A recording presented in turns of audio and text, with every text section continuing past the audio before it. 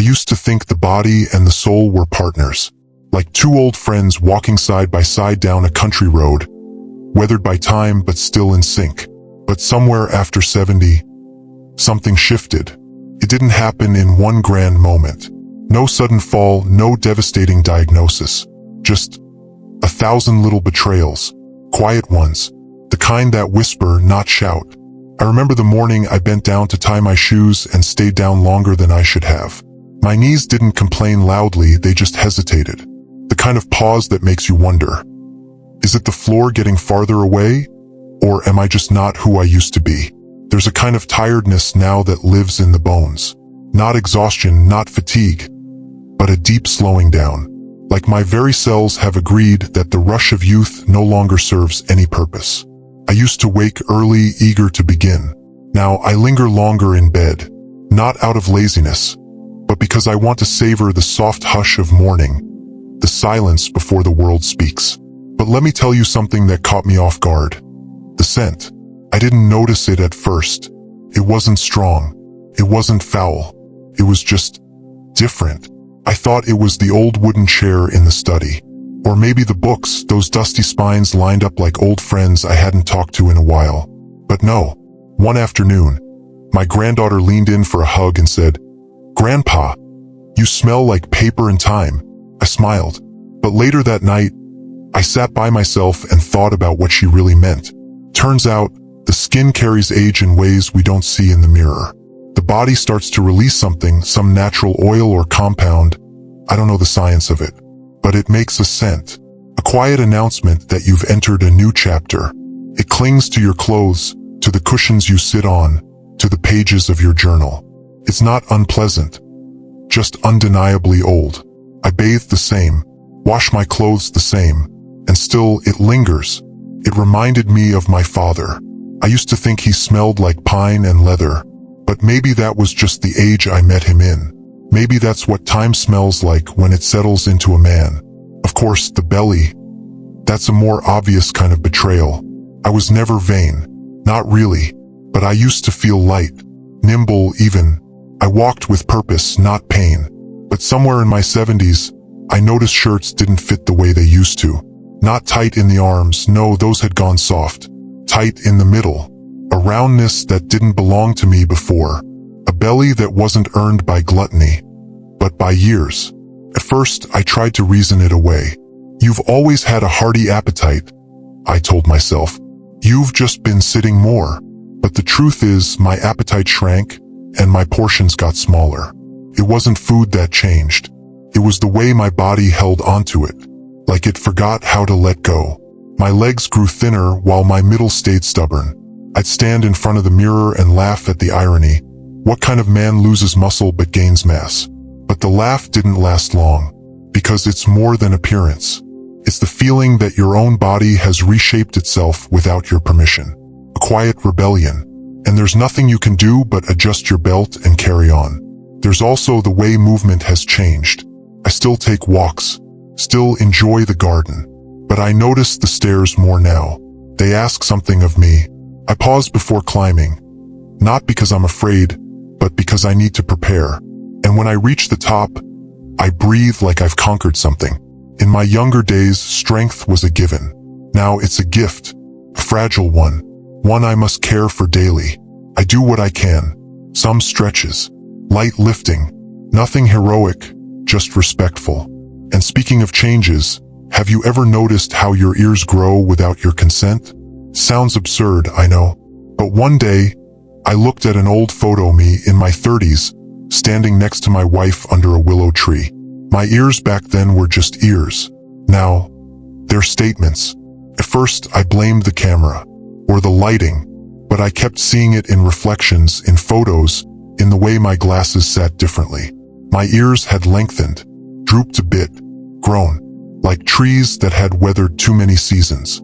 Gravity, cartilage, time, they all had a hand in it. I won't lie, it made me self-conscious for a moment. I even tried on a hat, thinking it might distract from the shape of them. But then I remembered something my wife once told me. Every part of you tells a story. Let it speak. So I let them. My ears tell of decades spent listening. To laughter, to jazz in the kitchen, to the sound of my children breathing softly in their sleep. Maybe they grew larger so they could carry more of those memories. If you're still here, leave me a comment. Let me know if you felt these quiet betrayals too, or if your body has whispered different stories to you. I read every word. It makes me feel less alone. There was a time when I didn't think about my legs. They simply did what I asked. Climbed stairs, stepped over puddles, danced on old kitchen tiles with bare feet and a wife laughing in my arms. They were strong and silent, like good soldiers. But now I notice them. Every morning when I swing them off the bed, every time I rise from a low chair, they speak to me, not in pain but in protest. A gentle stiffness, a tremble I try to ignore, a reminder that something has quietly left me. I remember standing in the bathroom one morning, brushing my teeth. When I looked down, my calves, they weren't there, not like before. Gone were the thick lines I'd taken for granted. In their place were thinner shapes, softer outlines. I touched them like one might touch a photograph from long ago. Nostalgic, a little confused, and somehow tender. It wasn't about vanity. I've long made peace with sagging skin and silver hair. No, this was different. This was about loss of power, of presence, of something foundational. It's hard to explain unless you've lived it. The strange sorrow of realizing your legs no longer trust you completely. They don't catch me the way they used to. I walk slower now, not because I enjoy taking my time, though I do, but because my balance wavers at the edges. I feel it when I reach for something on a high shelf, or when I walk on uneven ground. That small, almost imperceptible hesitation. The whisper of a fall that hasn't happened yet, but might. I miss the confidence I once had in my own 2 feet. Not for speed or strength, but for certainty. The cruelest part? I didn't even notice it slipping away. It happened while I was busy living. It wasn't until the day I stumbled, just a little, catching myself on the edge of the kitchen counter, that I truly felt it. That betrayal. Not from the world, not from other people, but from the legs that had carried me through war, through weddings, through quiet morning walks with my dog. I sat down on the floor that day, not hurt, just still, and I whispered, "What now?" That night I didn't sleep well, not out of fear but reflection. You see, when you're younger, you think strength is something you own, something you can build, flex, display. But when you're older, you realize it's something you borrow briefly. And if you don't tend to it with love and respect, it leaves quietly through the back door. So now I do calf raises against the wall. Not to be young again, but to stay grounded. I walk up hills on purpose, even if it makes my heart thump harder. I eat more eggs, drink more water, and tell my legs thank you when I climb the stairs to bed. I may not be able to run anymore, but I can still move forward. And maybe that's enough. But here's the truth no one tells you. When the legs weaken, it's not just the body that stumbles. It's the spirit. You begin to question your independence, your freedom. You wonder if the day will come when someone will insist on holding your arm. Or worse, that you'll need to ask. And that is a quiet kind of ache. One that doesn't show up on x-rays or test results. But there's wisdom in that ache. Teaches you to slow down.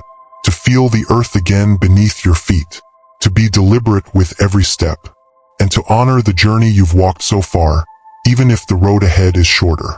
These days, I find a strange sort of peace in sitting on the porch with my feet up, watching the breeze move through the grass, letting my legs rest not because they've failed me, but because they've carried so much. You don't realize how loyal your body has been until it begins to ask for rest more than reward. And maybe that's the shift after 70. You stop pushing. You start listening. If you're still here, leave me a comment. Tell me, have your legs whispered to you too? Have they slowed down? Or surprised you in ways that only you would notice? I'd love to know. We're not walking this path alone. I used to believe that the mind ruled everything. That if I wanted to do something, climb, lift, reach, I only needed the will. But after 70, you learn a harder truth. The will is still there, stands tall, determined as ever. But the body, it has grown older in ways the mind cannot quite accept. I remember one morning I stood in the kitchen, staring at a jar. A simple jar of apricot jam. I reached for it, twisted hard, and nothing. I tried again and again. The stubborn lid refused to budge. Now, this wasn't just about breakfast. It was about dignity. Something inside me flared. A quiet kind of rage. Not at the jar, not at the jam, but at the betrayal. The hand that had once changed tires, lifted grandchildren, repaired broken cabinet doors, couldn't open a jar. I placed it down gently, walked away, and sat at the table. That's when the thought came. This is how it begins. Not with a fall or a hospital bed, but with little things. Tiny moments where the world reminds you, you are not who you were. That same week, I tried to carry a folded chair out to the garden. Not heavy, not awkward, but halfway there my grip faltered. My fingers just gave up. I didn't drop the chair. I set it down, carefully, as if I had meant to, but I hadn't. And in that moment, I felt a sadness I didn't have words for. Not because I was weak, but because my body had acted without consulting me. As if it now had a voice of its own. One that whispered, "Not today." There's a strange loneliness in that kind of disconnect. You still see yourself as able, capable, worthy, but your hands, your knees, your back, they don't always agree. And no one warns you about that grief. Because it is a kind of grief, you know, to lose the seamless bond between mind and flesh. To realize that effort isn't always enough anymore. I've had to learn a different kind of strength. The strength to ask for help. The strength to not see that as weakness. The strength to forgive my own hands when they tremble. And to bless them anyway. Now I keep a rubber jar opener in the kitchen drawer. A small thing. Humbling. Useful. It reminds me that tools are not crutches, they're companions. And needing help isn't failure. As human, I think often about control. How much of our younger life is about mastering the body? We run, we stretch, we bend it to our will. But in old age, mastery gives way to mercy. You stop asking, what can I do today? And you start asking, what does my body need today? Sometimes it needs stillness. Sometimes it needs forgiveness. And sometimes it just needs to be held kindly by the soul it has carried for so long. I once told my neighbor, he's a younger man in his 50s, that the hardest part of growing old isn't pain. The surprise. The shock of suddenly not being able to do something you've done for decades without thinking. He didn't understand. Not yet. But he will. Because age doesn't arrive with a banner or a siren. It slips in like a breeze through a cracked window, subtle and unstoppable. But here's the gentle truth I've come to love. My body may forget, but I remember.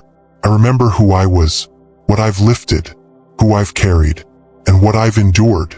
The world may see an old man struggling with a grocery bag, but inside that man is a lifetime of mountains climbed, children consoled, wood chopped, dances spun, and those memories. They weigh more than any jar, any chair, any uncooperative hand. So I carry them instead, not with muscles, but with reverence. I used to count the betrayals, the stiff joints, the forgotten names, the way my skin no longer held tight around my arms. Each change felt like a small defeat, but then something softened in me.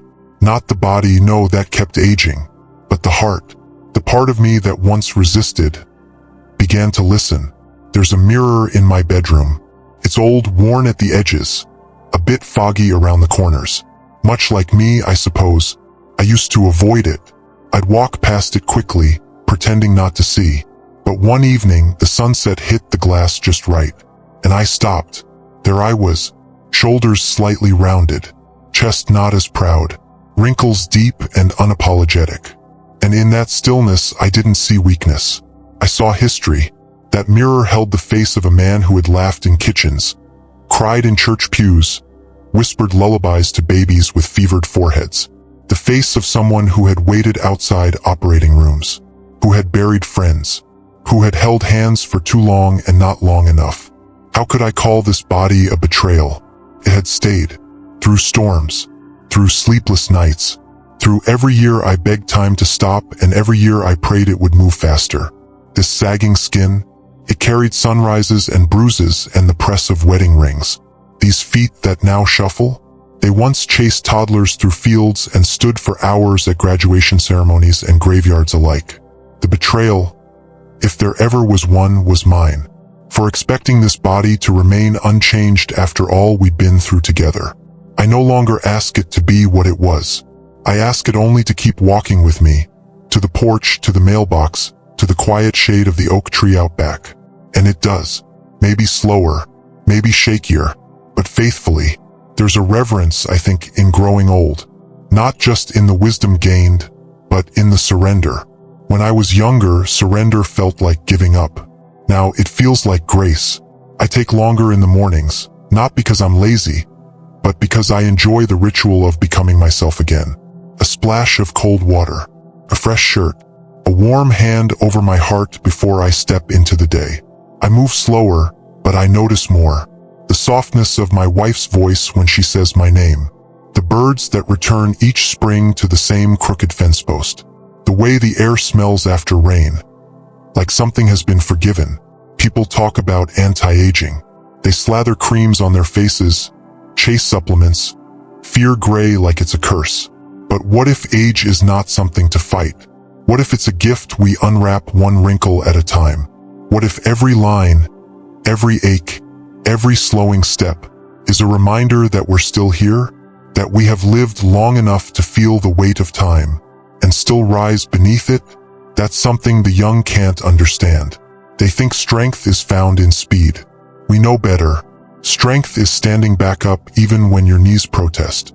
It's opening the door with trembling hands and letting in the breeze anyway. It's smiling back at the mirror and saying, I see you, all of you, and I'm grateful. We may no longer be who we were, but we are everything we've become. And in that, there is peace. There's something sacred about staying. Staying in a body that no longer moves the way it used to. Staying in a moment that aches. Staying with yourself, even when everything feels unfamiliar. Some mornings, I wake up and the world feels heavier.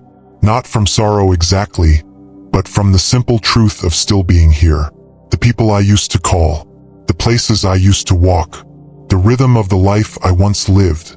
So many of those things have quieted now. Faded into memory. And yet, here I am. And my body, for all its betrayals, has not abandoned me. Creaks like an old wooden floor. Sure, but it holds me still. There's a particular kind of courage in aging. Not the loud, heroic kind, but the quiet bravery of facing a new version of yourself every morning and choosing to love it anyway. I once feared what aging would take from me. Now I marvel at what it gives. Slowness, stillness, the deep joy of watching clouds drift without needing to chase them. The patience to listen, really listen when someone speaks. The tenderness to forgive, including yourself. In my youth, I used to chase purpose. Now, I let purpose find me in the simplest things, in a warm cup of tea, in the silence after rain, in the gentle stretch of my spine when I stand up to greet the day, even if it takes 2 tries. I've stopped expecting my body to serve me. Now I serve it with rest, with kindness, with the humility it always deserved. And somewhere in that shift, I've discovered a strange, healing truth. The body never really betrayed me. It changed. Yes. It slowed down. Yes. Forgot a few things. But it stayed. Carried me. It showed up every morning, aching but present, and said, I'm still here. Are you? And I am. I am here. In this soft, worn body that holds all the places I've been. And in this heart that still beats with wonder, even after all these years. So if your own body has surprised you lately, if you've stared into the mirror and seen someone you don't fully recognize, know this, you are not less. You are more. More lived in. More layered. More holy than you've ever been. Don't rush to fix what time has shaped. Let it shape you. Let it whisper its ancient wisdom through every wrinkle, every scar, every change you didn't ask for. This life, this long, mysterious, aching life, is still unfolding. And you are still part of it. If you'd like to return, you know where to find me. This space doesn't go anywhere. It waits, quietly, like an old friend on the porch, rocking slow, saving you a seat. Take care of yourself. You're doing better than you think.